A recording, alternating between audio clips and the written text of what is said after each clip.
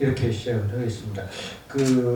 이승만 대통령의 정치 고문인 로버트 올리버가 로버트 올리버 박사죠. 이승만 대통령을 이제 회고하면서 이렇게 정의를 했어요. 이승만은 동양의 유교적 전통과 서구의 제퍼슨적 자유주의를 결합하려 했던 철인 정치인이었다 이렇게 했습니다. 그럼 세 가지죠. 하나는 유교적 전통, 그리고 서양의 제퍼슨적인 그 자유주의, 그리고 이제 철인 정치.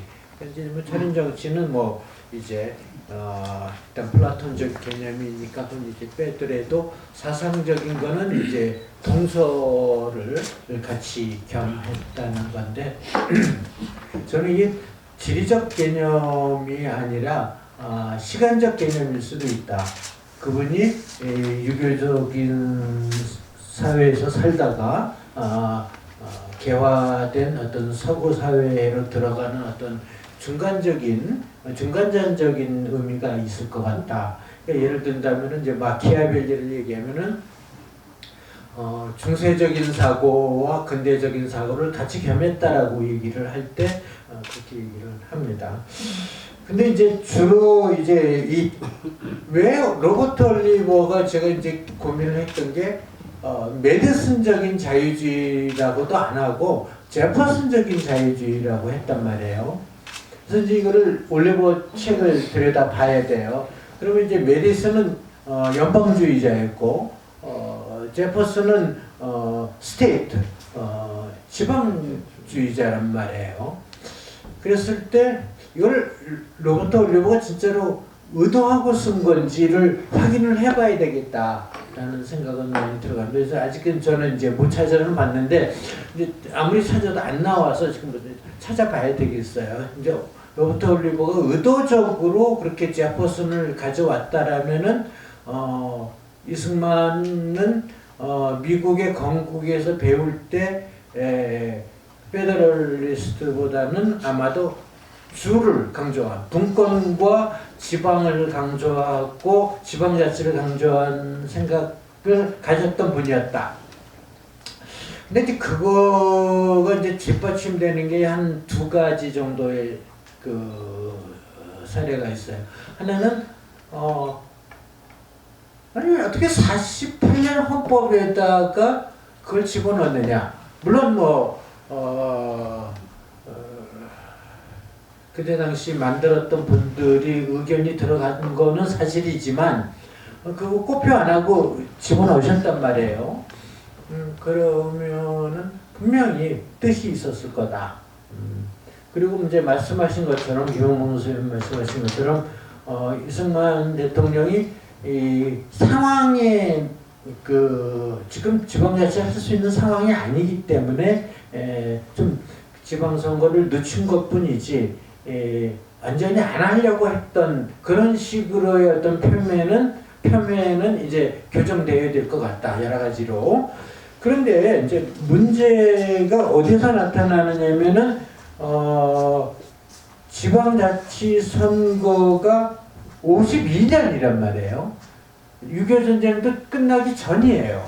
아직. 그러니까 이제 뭐 협상 중이긴 하지만 3년의 전쟁에서 2년 차에 하셨다라는 건 의지가 분명히 있었던 것 같다. 분명히 있었고 상당히 지방의회도 운영을 하셨었고 그의 결과가 이제 나중에 91년, 95년에 나타나는 거지.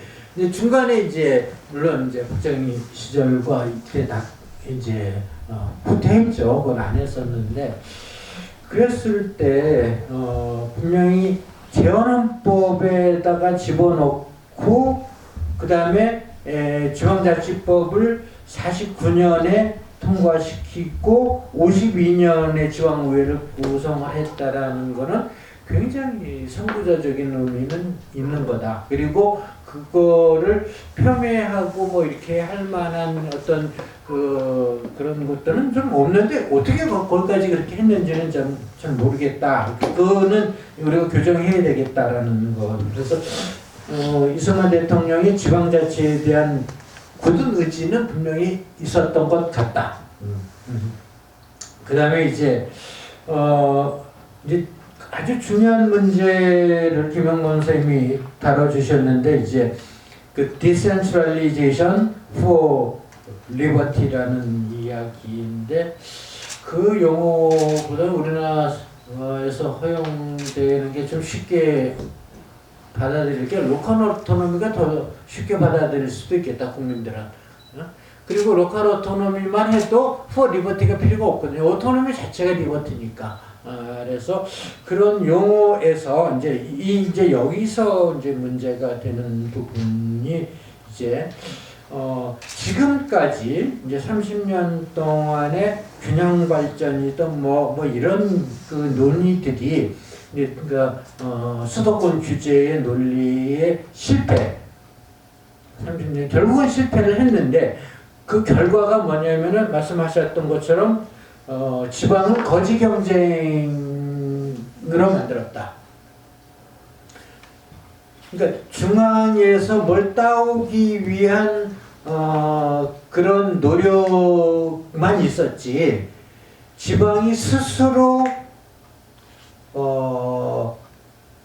창의적인 방식으로 지방을 운영을 하고 발전시키는 노력이 사라지게 만들었다.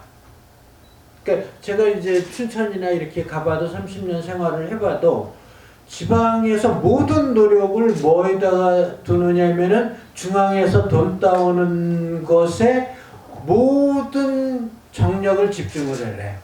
그건 무슨 얘기냐면 중앙에 국가의 아젠다, 국가의 정책에 지방이 종속되는 결과를 가져왔다. 그거를 따먹기 위해서 그러니까 중앙의 정책 결정에 참여하고 그걸 따먹기 위해서 지방은 모든 발전이 거기에 결국은 종속되는 방향으로 나아갔지, 스스로의 발전이라든가 창의적인 발전의 그런 사고들을 하지 못하게 했다. 예를 들은다면은 제가 뭐 수도 없이 얘기를 하는 게, 고성이나 강원도 경제는 이 남북한 평화 경제에 종속이 돼가지고 결국은 강원도가 다 망하게 된 거다. 예를 들어서 고성을 살리고 금강산을 살리다 보니까 거기에만 신경을 쓰다 보니까 결국은 설악산을 죽이게 되고, 이런 결과가 나오고, 이런 뭐 평화경제, 남북한 교류에다가 모든 거를 거기 디펜던트 하다 보니까 또 다시 뭐 남북한 교류 때문에 뭐 금강산 관광이 재개되겠지 뭐 하는 이런 기대 속에서 살다 보니까 스스로 치고 나가고 스스로 어떤 그 창의적인 발전에서 지방을 발전시키는 방향들이 고민되지 않았다. 근데 이제 최근에는 그게 사라져버리고 나니까 아예 남북한이 이제 끝났구나, 평화경제 끝났구나 하니까 이제 뭐 고성도 그렇고 많은 동해안의 도시들이 스스로 살 길을, 속초도 그렇고 뭐 속초라는 예를 든다라면은 뭐 커피 경제라든가 뭐 이런 식으로 스스로 살아가는 방향으로 지금은 싹 터나가고 있고 발전해 나가고 있는 새로운 발전의 모습들이 나타나고 있는 거다. 즉 어떤 의미에서는 중앙의 정책 결정이라든가 중앙의 발전 방향이 끝나야지 지방은 발전할 수 있다. 뭐 이건 제로섬적인 얘기가 아니라 거기에 자꾸 디펜던트된 지난 30년의 과정이 우리의 지금의 지방자치 문제의 어떤 핵심이다. 그래서 균형 발전도 마찬가지다. 세상에 균형이 어디 있느냐? 잘 사는 사람이 있고 못 사는 사람이 있고 잘 사는 도가 있고 못 사는 도 거기서 경쟁이 나는 것이지 균형으로 만들어 보면 결국은 사회주의가 되고 같이 못 살아가자라는 방식으로의 결론으로 지금은 나 있는 거다. 그러면 이걸 어떻게 해야 되느냐? 말씀하신 대로 이제 헌법 문제라고 그랬는데 이미 재헌헌법에 상당히 지방자치와 지방분권의 씨가 있다. 근데 그거를 죽였었고 다시 살리기가 굉장히 지금 힘든 상황이 됐다. 예를 들어서 이제 그 재헌헌법에서 96조, 97조예요. 지금은 현행 헌법에서는 117조하고 118조. 그거만으로는 안 된다. 그래서 저는 이제 헌법 문제를 해결하기 전에 제가 이제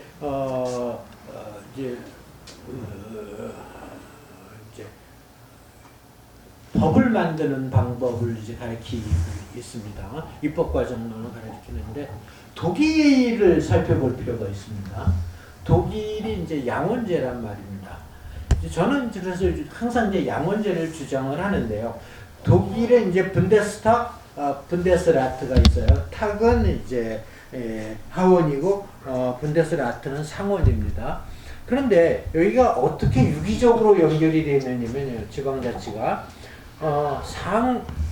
상원에서 지방들의 모임이에요.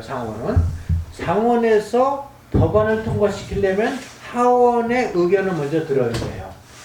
그리고 합의를 받아야 되는 거예요. 마찬가지로 하원도 국가적인 아젠다를 통과시키려면 상원의 의견을 먼저 들어야 돼요. 포지션을. 그러니까 양자가 상원과 하원이 따로 놀 수가 없고 인터우분돼 있어요. 그리고 서로가 서로에게 어떤 자치와 이런 거를 존중할 수 있는 기회가 생기는 거예요. 그래서 저는 이제 예전부터 얘기를 했던 게 지금 비례대표 43명을 예전에 50명이었죠. 50명을 상원으로 가져가고 그거를 지방에다 나누고 결국은 양원제를 통해 가지고 지방의 의견이 모든 방법에서 하원에서 법을 통과시킬 때 모든 국가적인 아젠다를 통과시킬 때 지방을 거쳐가야 되고 지방의 모든 문제들이 결국은 돈의 문제들은 연방에서 나오는 거니까 그거를 연방을 끌어들이는 이 방식이 상당히 창의롭고 좋아요. 근데 이런 것들도 사실은 정책도 그렇게 들어가요. 연방과 지방이 함께 모여서 논의가 되는 그런 부분들이 있는데 독일식 선거제도는 저는 별로 좋아하지는 않지만 이 지방자치제도는 상당히 참고할 만하다. 그래서 그 결국에 있어서는 헌법의 문제로 가는데 헌법 전 단계로 양원제로 가야지 헌법에도 갈 수가 있을 것 같다라는 저는 생각을 지금 하고 있고요. 그래서 결국 이제 말씀하신 이 택싱 파워. 근데 이것만 해결되기가 굉장히 어려운 상황이다. 조세권을 이양을 하라고 그러는데 누가 돈을 내놓겠느냐. 절대로 내놓지 않는다. 그거는 끊임없는 노력을 통한 헌법 개정인데 그 헌법 개정이 되려면 결국은 그 동시에 양원제가 필요한 게 아니겠느냐라는 그런 생각이고요. 마지막으로 이 최근에 논의되고 있는 이제 충남, 대전, 이런 전남, 광주 이 부분들도 요즘 논의되는 게 문제는 뭐냐면은 옛날에는 분권한다고 돈을 나눠주고 이제는 뭉친다고 나눠주고 그러니까 그때 달라요 식의 어떤 그 돈 나눠주기가 지금 이루어지고 있는 것 같아요. 제가 보니까 이제 국립대가 그래, 강원대가 아주 유명하시죠, 그죠? 나눈다고 나눠주고 또 뭉친다고 나눠주고 그 방법이 아니 그대로 나오는 거예요. 그래서 야, 이런 거 가지고 말고 도리어 저는 이런 거죠. 저희 교육부에서 저희 이 글로컬 대학 할 때처럼 뭐 1조 또는 뭐 10조 이거를 가지고 딱 지방에 저기 중앙정부는 관계없이 그걸 가지고 지방정부가 돈을 따와가지고 그냥 자치 발전하는 거로 이런 방식은 좀 어떻겠느냐. 럼섬을 그러니까 중앙정부의 10% 또는 15%를 지방에서 하고 지방에서 알아서 그걸 가지고 나서 쓰게 하는. 그러니까 중앙에 종속되지 않는 방식의 자체적인 이거 창의적이고 자유로운 발전 방향을 모색해야 되는 그런 것으로서의 럼섬이 필요하다면 중간 방식으로는 그럴 수는 있겠다. 근데 궁극적으로는 이제 택싱 파워를 이제 결국은 지방에다 줘야 되는 것처럼 그렇다면은 미국식의 각 주마다 세금이 다 다르지 않습니까? 그 방법을 또 중간 단계로 도입을 할 수도 있다. 미국식 주 택싱. 그럼 우리는 뭐 하와이는 뭐 5%, 6%, 5%가 안 돼요. 근데 캘리포니아나 뉴욕은 10%가 나눠. 뭐 그건 뭐 그래서 상당히 여러 가지 방식이 있는데 결국에 있어서는 이제 지금의 문제는 운함의 부분에 있어서 그동안에 우리가 이제 운함의 자유 얘기만 했다라고 하면은 이제는 현 대표님 얘기하시는 대로 이제 분권을 얘기할 수 있는 어떤 기반들이 좀 잡혀져 가고 있는 거는 같다. 그래서 지금이라도 운함의 자유하고 분권이 좀 같다라고 보는데 그냥 분권 사상에 대해서 좀 우리가 공부할 필요가 있고 연구할 필요가 있겠다 이런 생각은 들어봤습니다. 예, 감사합니다.